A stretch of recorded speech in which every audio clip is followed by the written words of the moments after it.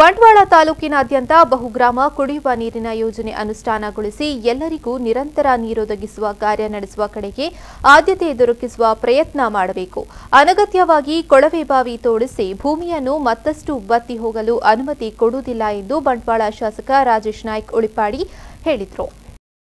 ಬಂಟ್ವಾಳ ತಾಲೂಕು ಪಂಚಾಯತ್ನ ಎಸ್ಜಿಎಸ್ವೈ ಸಭಾಂಗಣದಲ್ಲಿ ಸಂಗಪೇಟು, ಕರೋಪಾಡಿ ಮತ್ತು ಮಣಿ ಬಹುಗ್ರಾಮ ಕುಡಿಯುವ ನೀರಿನ ಯೋಜನೆಯ ಪ್ರಗತಿಯ ಕುರಿತು ಗ್ರಾಮ ಪಂಚಾಯತ್ ಅಧ್ಯಕ್ಷರು, ಪಿಡಿಒಗಳು ಹಾಗೂ ಸಂಬಂಧಪಟ್ಟ ಎಂಜಿನಿಯರ್ಗಳ ಜೊತೆ ಸಮಾಲೋಚನಾ ಸಭೆಯಲ್ಲಿ ಅವರು ಮಾತನಾಡಿದರು.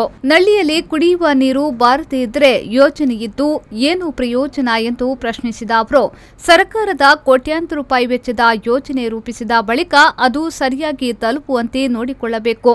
ಇದು ನಿಷ್ಫಲವಾಗಲು ಬಿಡಬಾರದು. ಯಾವ ಪ್ರದೇಶಗಳಿಗೆ ಸಮರ್ಪಕವಾಗಿ ನೀರು ಲಭ್ಯವಾಗುತ್ತಿಲ್ಲವೋ ಅವುಗಳ ಕುರಿತು ಗಮನ ಹರಿಸಬೇಕು.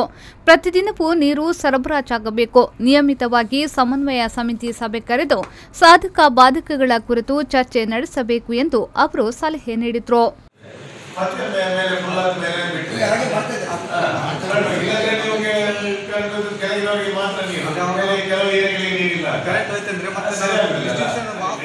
ಗ್ರಾಮ ಪಂಚಾಯತ್ಗಳು ಸ್ವಾವಲಂಬಿಯಾಗಬೇಕಾದರೆ ಸೌರಶಕ್ತಿಯನ್ನ ಅಳವಡಿಸಿಕೊಳ್ಳಬೇಕು. ಇದರಿಂದ ವಿದ್ಯುತ್ ಉತ್ಪಾದನೆಯಲ್ಲಿ ಸ್ವಾವಲಂಬಿಯಾಗಿ ಗ್ರಿಡ್ಗೆ ಕರೆಂಟ್ ನೀಡುವುದರ ಮೂಲಕ ಆರ್ಥಿಕ ಸಂಪನ್ಮೂಲ ಕ್ರೋಢೀಕರಣ ಸಾಧ್ಯ. ಲಕ್ಷಾಂತರ ರೂಪಾಯಿ ವಿದ್ಯುತ್ ಬಿಲ್ ಬಾರದಂತೆ ಮಾಡಲು ಸಾಧ್ಯ ಎಂದು ಸಲಹೆ ನೀಡಿದ ಶಾಸಕರು ಕೂಡಲೇ ಕಾರ್ಯೋನ್ಮುಖವಾಗುವಂತೆ ಇಒ ರಾಜಣ್ಣ ಅವರಿಗೆ ಸೂಚಿಸಿದರು.